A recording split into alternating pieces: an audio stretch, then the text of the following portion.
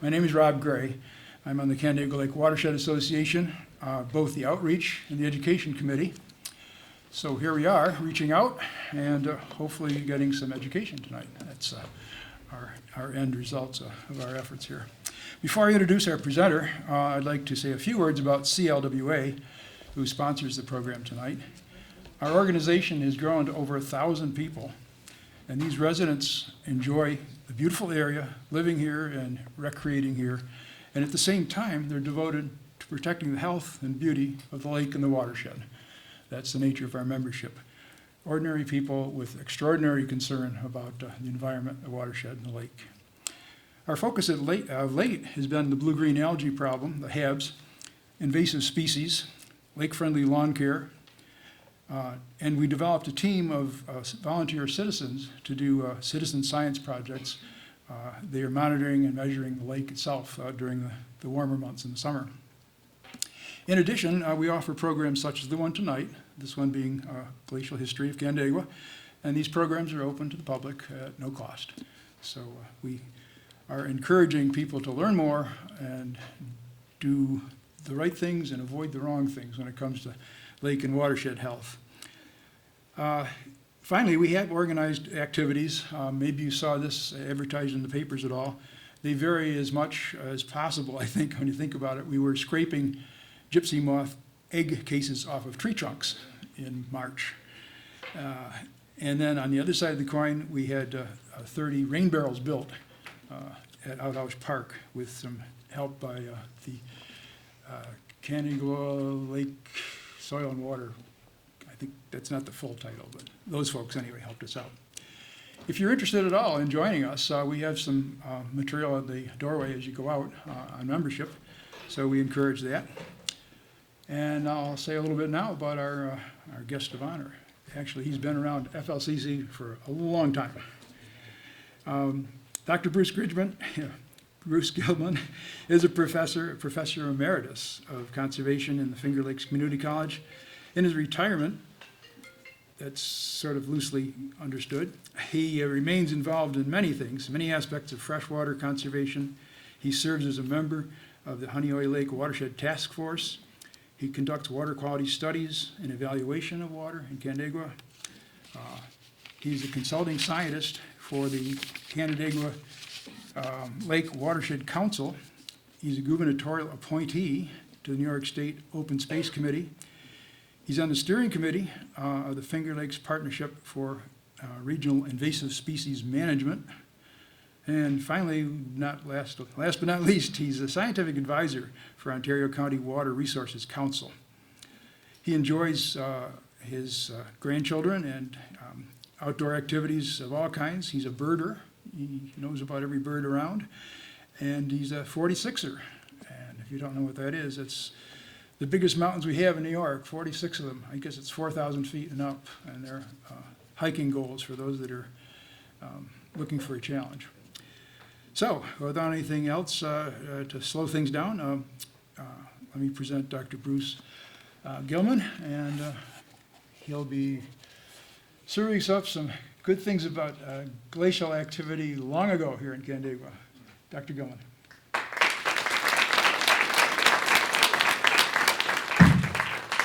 Well, welcome everyone to tonight's program. Thank you for attending.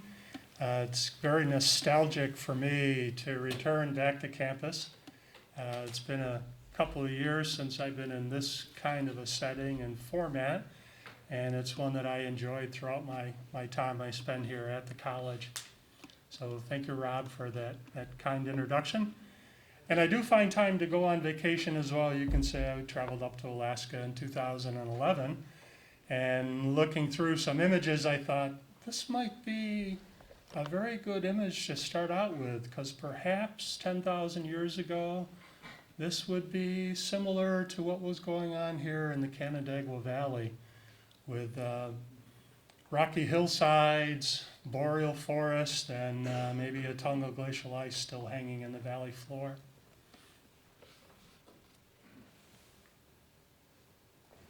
So as he had mentioned, as Rob had mentioned, I am now a professor emeritus here on campus. But for years I did conduct the water quality monitoring program here in Canandaigua Lake. And I believe that's a picture that maybe Lindsay took of me when we were out doing some water quality sampling. She would always be first to volunteer when I needed an extra hand, recording data, throwing the macrophyte rake, looking for invasive species. We did a variety of things, sampling zebra mussel population density in the lake. And with all the work I'd done in the lake, it became a real curiosity for me, an intrigue to know more about the glacial history of the lake. And so that's kind of the focus of the program tonight. I took my first glacial geology course over at SUNY Geneseo from Professor Dick Young. Dick has presented to the group here in the past. I was invited to write a chapter in a geological field trip manual by David Barclay over at SUNY Cortland, and I actually am using some of his images here in the program tonight because they were just so well done. Got his permission, he said, yes, use it for public education. Henry Mullins over at Syracuse University did some work a few decades back on the depth of the lake and the amount of material that has filled into the bottom of the lake. And that's very relevant to our story when we try to compare our modern Canandaigua Lake to some of the proglacial lakes that stood in the valley at the end of the Ice Age, which were much deeper, not only because they had higher surface elevation than our modern lake, but also because the valley floor hadn't filled in yet at that point in time.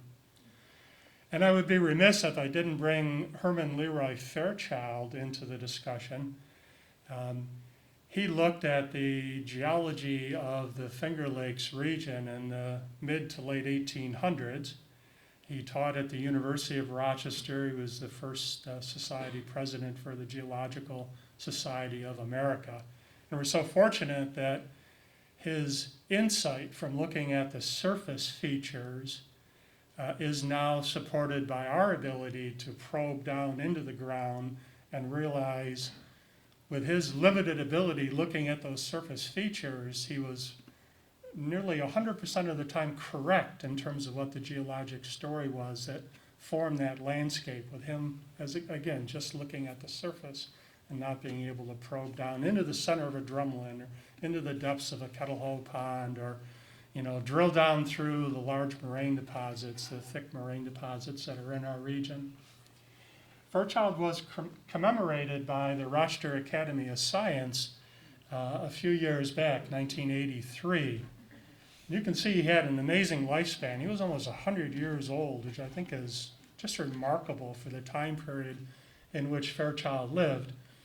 And you can see what they were saying about him. He lived in the days of the horse and trolley. So he probably took that trolley train that came down from Rochester, down through Bushnell's Basin, down through Fishers, eventually made it down here to Canandaigua Lake.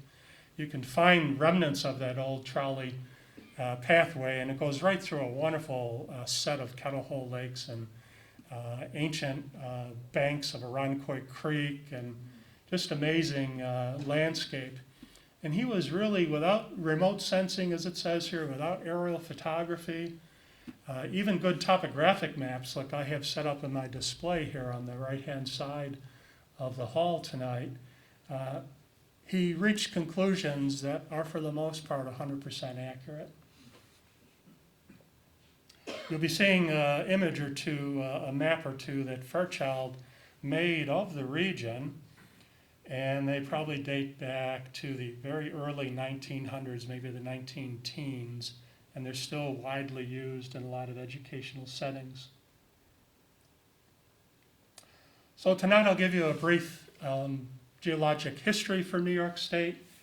We'll talk about the Great Ice Age, technically called the Pleistocene Ice Age. And important to our story is one process that occurred during the Ice Age known as selective linear erosion. So I want to make sure we understand that concept, because it takes us then to the formation of the Finger Lakes.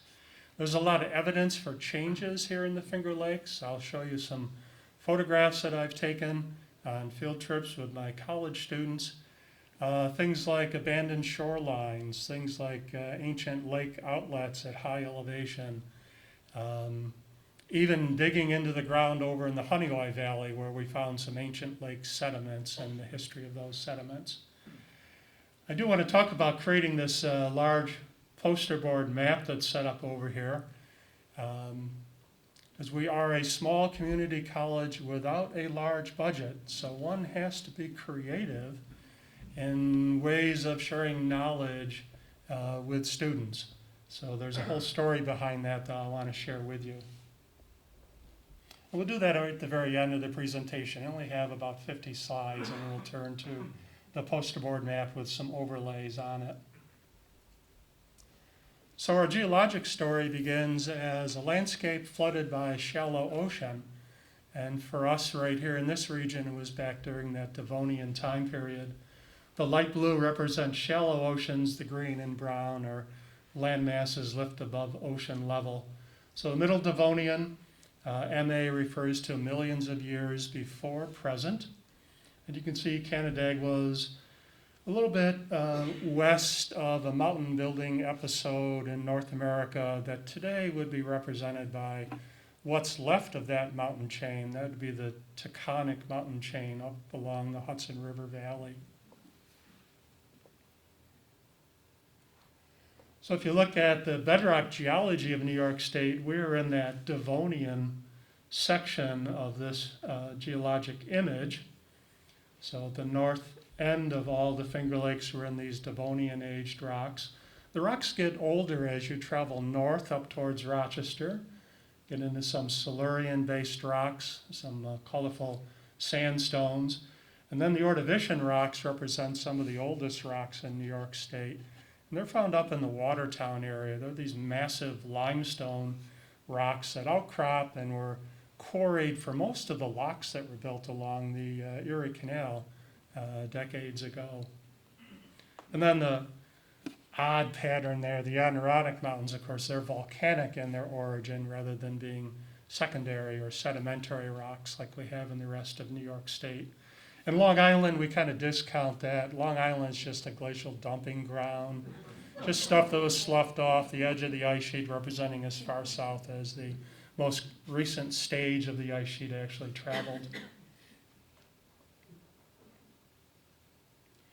So if we look at this ancient landscape, we had the Taconic mountain building episode occurring to the east. We had shallow runoff and sedimentation, and then into this shallow sea that would have occurred here in our region. And these are all, of course, conditions prior to the Ice Age, a long time before the Ice Age actually occurred. If you walk the gullies in our region and you look for fossils with your children or grandchildren, with your students from your classroom, the fossils you find are marine fossils. So you find crinoid stem fragments, you find brachiopods, maybe you get lucky and find a trilobite and some of these other marine organisms.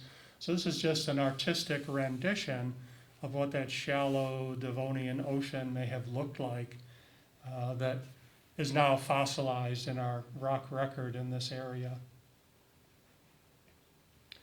And some of the common fossils one might collect, whether you're up looking at a shale outcrop in one of our Finger Lake gullies, or simply exploring the mouth of that gully, the beach area where it goes into the lake, you can find many fossil fragments that are making up some of the sediment there in the beach area.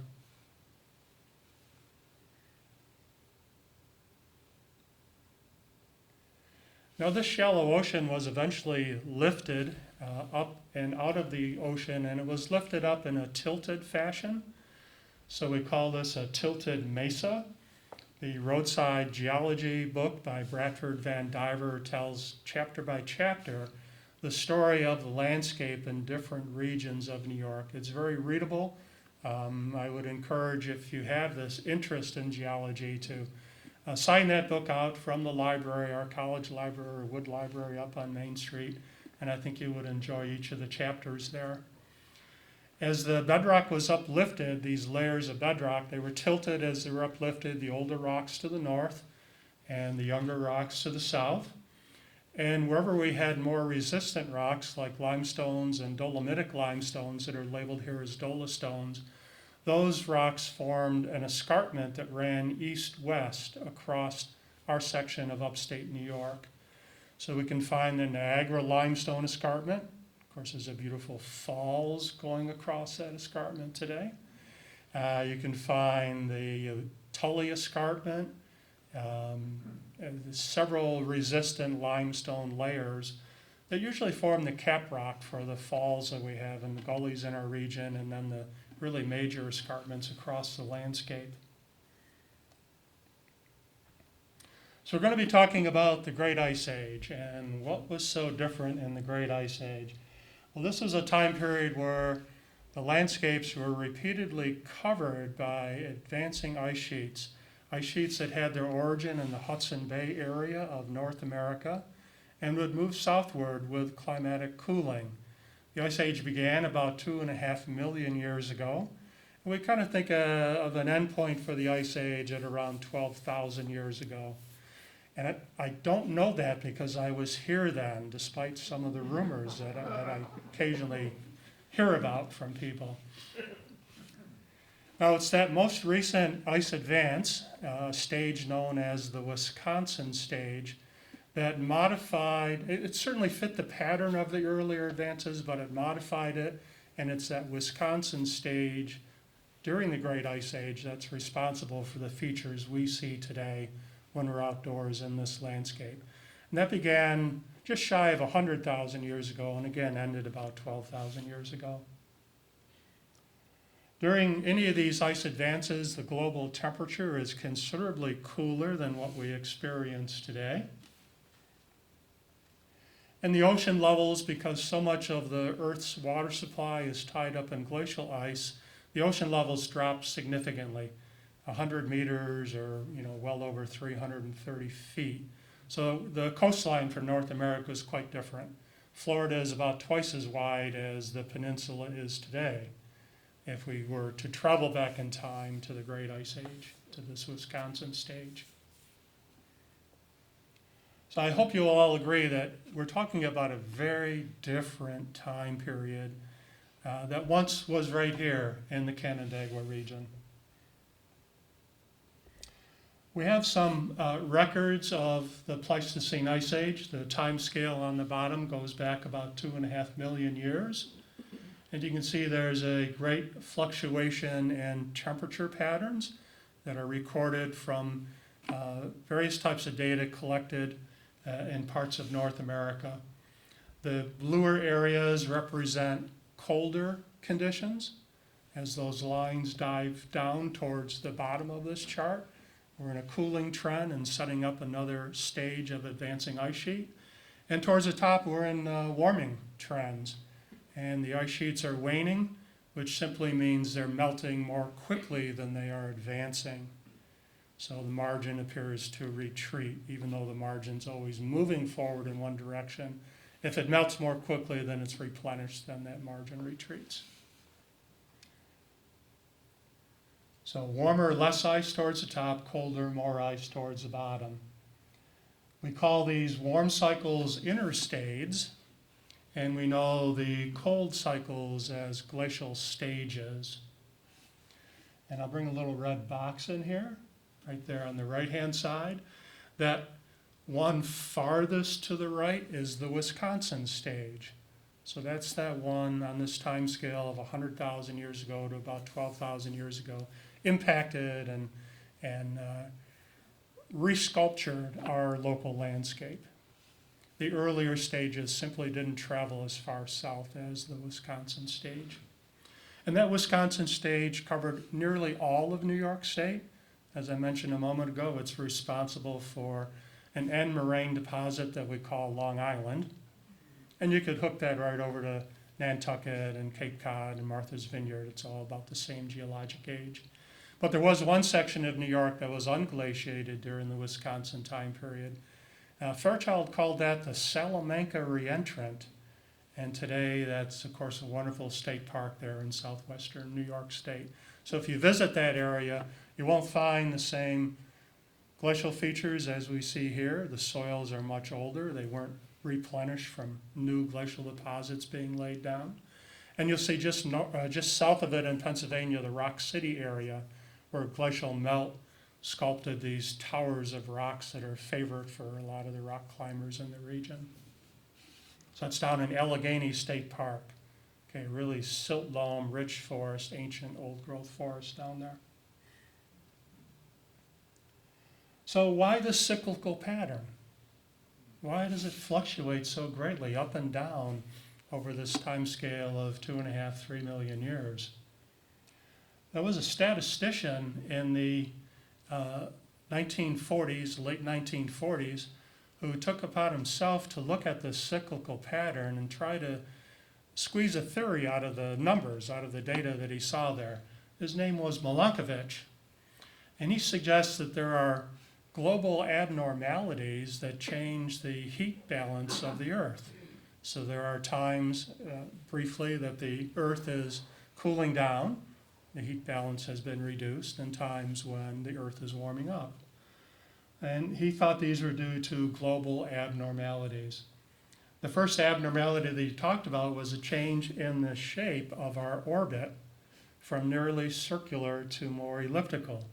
And it took over 100,000 years to cycle through one of these changes in shape of our orbit. So there are times we're closer to our source of heat, the sun, and there are times when we are farther away. And that's a fairly direct impact on the heat budget for the planet. Next, he looked at the change in inclination of our axis, what he called obliquity. And of course, we're currently at a tilt of 23.5 degrees, giving us our seasonal patterns. But that's not always been the case. There's some variation in that. And again, if we're more facing towards the sun, will be a warmer heat balance versus more often facing away from the sun. This cycle he projected from looking at the numbers took place over a time of 41,000 years. And his last one was one that even my grandchildren grasp immediately when they're spinning a top. It wobbles. When you get towards the end of that spin cycle, it wobbles. So he saw this precession of the Earth's axis, this wobble of the Earth's axis, as another factor that could influence our heat budget on the globe and might trigger us into a cold time period of glaciation, or bring us out of one into an interstate, one of those warmer time periods. That cycle took about 26,000 years to go through one revolution. So if you look at precession, obliquity, and eccentricity, the three squiggly lines in the top of the chart, and you bring them all together for a latitude of 65 degrees north. We're only about 45 degrees north here in Canandaigua, but it tells the same story. When you bring those three lines together, two might say we should be getting warmer, one might say we should be getting colder. They might have different magnitudes of effect. That's where Milankovitch was a master mathematician, bringing all those ideas together. And you get this graph on the bottom, that bottom line. And it corresponds very nicely with the stages of the Pleistocene Ice Age, including our most recent stage, the Wisconsin stage. Now today, about 10% of our modern landscape is covered by glacial ice, and that's diminishing in these time periods of global warming. But during the Pleistocene, about a third of our landscape was covered by glacial ice. And that's a positive feedback loop with glacial ice, which is reflective on the landscape. It's going to minimize that amount of solar heating that can occur, reflecting sunlight back into outer space. Probably some of you, if you're downhill skiers, know you get sunburnt with that reflected energy coming off the snowpack. So let's go back to the Ice Age and talk about this in more of a picture format. This is North America today. We have a glacial ice cap on Greenland. We have some mountain glaciation in Alaska and the Canadian Rockies, and a dwindling amount, of course, in the American Rockies.